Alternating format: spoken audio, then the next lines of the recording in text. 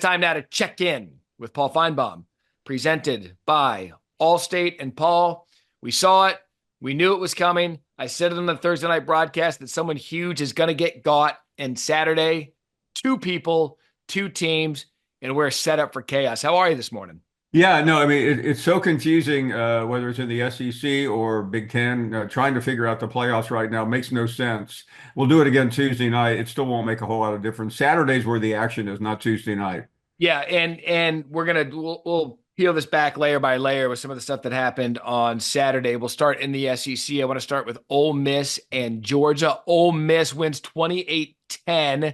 Second time in school history they've beat a team in the AP top two. I want to attack this first from the Ole Miss side. We've been on here for 11 weeks. We've been talking about how Lane Kiffin has the team to get it done this year. They've come up short twice. They knew their season was on the line on Saturday. And Paul, from my eyes, I don't know what you saw. Ole Miss dominated Georgia from start to finish. They were the better team on Saturday.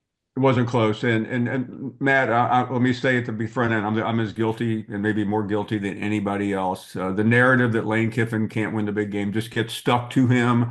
Fair or not fair, you can never say that again. That was the biggest win of Lane Kiffin's career, and I'm really happy for him because he's a guy that we pay attention to all the things that don't matter, but at the heart of the matter, he's an elite football coach, and he proved that yesterday. And what happens to him from this moment, I don't know. But you can never say he can't win the big one. I mean, he slew the biggest dragon in college football yesterday, and it was just almost it was a pummeling. And Ole Miss wasn't even trying to score at the end of the game. They had to kick field goals because they were just doing the math. I mean, it was a bludgeoning. And to watch Georgia, just be disemboweled was almost scary to the eyes. But Kiffin built that program after losing to Saban every year, and finally last November, Matt, just getting blown apart by more than 30 points in Athens. He decided, I can't do this anymore the Yeah. conventional way. And, he ended up, getting 17 starters from transfers. And his football team is amazing. I don't know how they've lost a game this year. They easily could be the number one team in the country had they not just completely wasted the Kentucky game and melted down in Tiger Stadium. But they're still one of the best teams in the country. And it's hard to imagine a more dangerous team heading into the final couple of weeks of the season. I'm glad you brought it up because, first of all, Lane's an interesting guy because he's an offensive.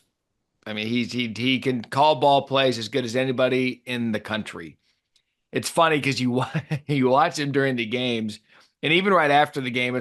Look, I know the students stormed the field early, and he was really angry about that. And he probably should have been, but it's like, Lane, enjoy the moment a little bit more. He looked as if he wasn't enjoying what was going on. He probably did afterwards, but it's funny watching him because he did say after last year's game, and you saw the fruits of that statement yesterday, in that he's like, we don't have guys up front. We're not big up front. We can't compete with Georgia on both lines of the sides of the ball on offensive and defensive lines. We got to go find those guys.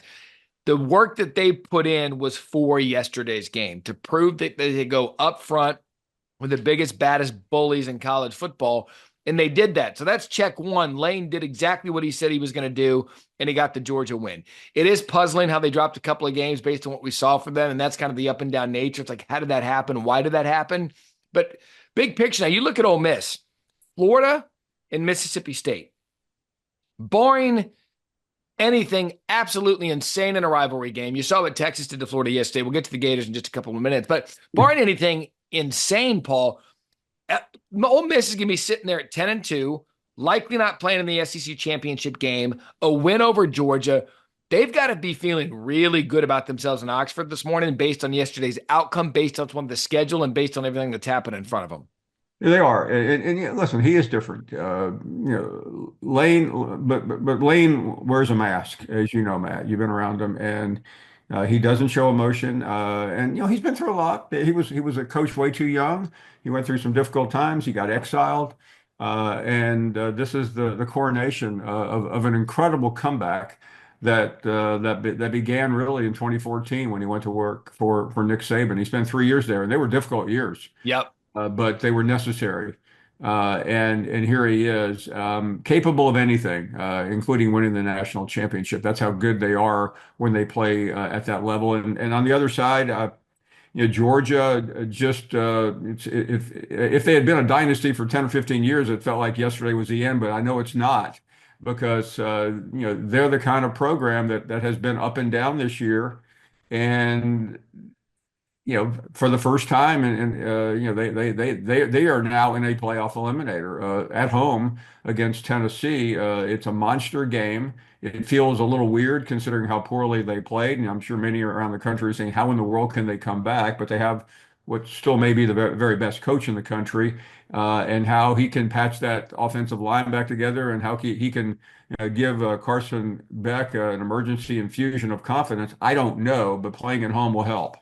Yeah, Georgia, they're kind of it's ironic, by the way, and I don't want to skew off this too much because it's ironic that Georgia and Miami went down on the same day. Yeah. Because if you listen to the Matt Barrie Show presented by Allstate or wherever you get your college football discussion, big picture, we have long been saying that Miami lives a little too dangerously. And if you play that way throughout the season, a loss will find you. And Georgia, same kind of thing. Like first halves of games this season, they've not been good, but they're Georgia. They find a way to squeeze the life out of you at the end and get away with a win. Carson Beck, we saw it last week against Florida, a very depleted Florida team. They were pushed around, shoved around, found a way to get the win at the end. And at some point, Paul, if that's how you were going about your business, they wasted time against Alabama. You're going to get got. And Ole Miss did that to Georgia yesterday. And you're kind of looking at this program over the last 5, 6, 7 years has kind of been invincible. And now you're poking at him and saying, well, Ole Miss got him, Alabama got him. The quarterback is struggling. They're not explosive like we're used to. Georgia, to your point, still very much in the conversation, but they're fragile going into the final few weeks of the season. Yeah, I mean, a lot of people overnight were saying, "Hey, is Georgia done?" No, might be a week from now, but again, it's impossible to figure out the Georgia situation right now. But one thing we know, Ole Miss. Uh, Rarely do you see someone, call his shot and deliver like Lane Kiffin did yesterday. And it was a great win for Ole Miss. Again, they are loving where they are this morning because of everything. And look, again, I'll pump the chest of the network because, well, that's where we work. But the college football playoff expansion, there are so many teams this morning that are done. Season's over. You're not sure where the guys will start opting out. You're not sure the state of the program at 2 losses. You're out. There are so many teams here on November 10th, Paul, that because of the new format, Georgia being one of them, Alabama being one of them, we'll get to them in a minute, Ole Miss being another, like Missouri. There are so many teams right now. It's like, hey, don't forget about them because there's 12 teams in right now and everyone's losing in front of them. The leaderboard's coming back to the pack. Guys are being left back into the field. Yeah, you mentioned Missouri, not to spend a lot of time on them, but they were literally dead 2 weeks ago. They're looking. I mean, however they won that game, I'll never know.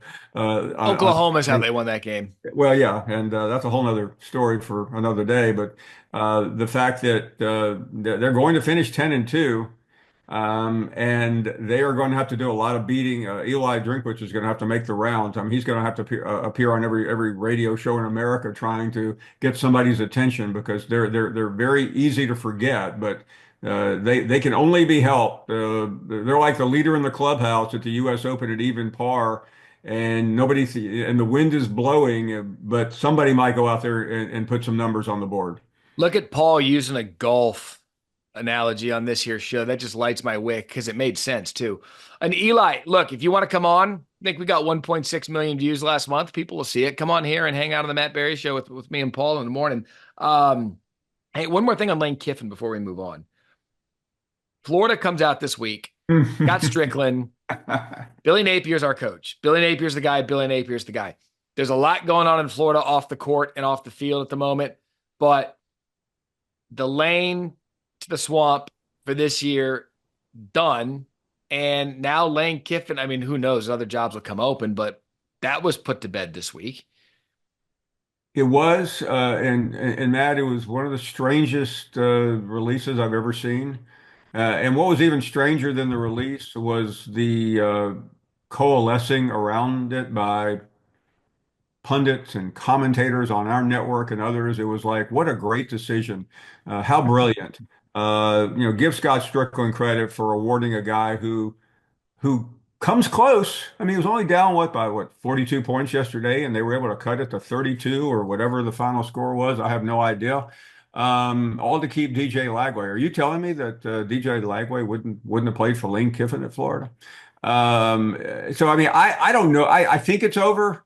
I don't know because within 24 hours of that announcement, another scandal broke down there, which we will not get into, but it's a pretty nasty allegations against the basketball coach, who was also hired by Scott Strickland. And there's a drumbeat right now for his head, Matt, as you well know. And I can't tell you what's going to happen in leadership at UF because they have an interim president. But there was a lot in that statement about Billy Napier that left to be desired. Yeah. It was not very explicit.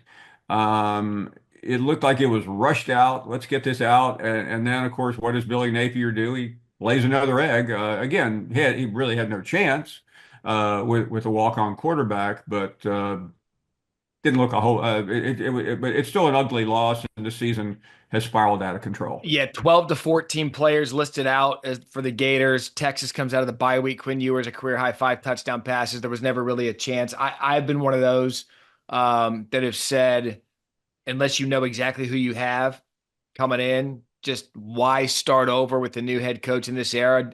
You know, the stories. Now, Pete Thamel was saying it yesterday on game day that most of the NIL money is tied up with freshmen and sophomores, which is the future of the program. But again, it's so in college football now, there's no such thing as a sure future because of all the tampering that goes on. So as good as that might be, freshmen and sophomores are getting all the NIL money at Florida.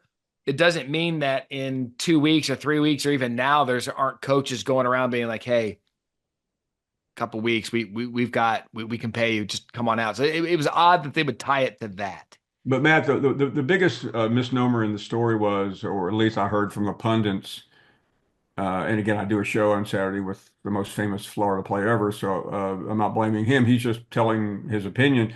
But the fact that this is going to ignite recruiting. It's not going to change recruiting. They're still having, I mean, how many high school recruits are going to say, man, I got to go play for Florida now for Billy Napier when he clearly starts next season on the hot seat, just like he started this season on the hot seat. So if it turns out that he has a good season next year and they were right, it will be a story much like the one with Mark Stoops about 8 or 9 years ago when they Yeah. went all in and he won had a couple of 10-win seasons. But the questions really are now more directed toward the athletic director at Florida than the head football coach. Will he survive?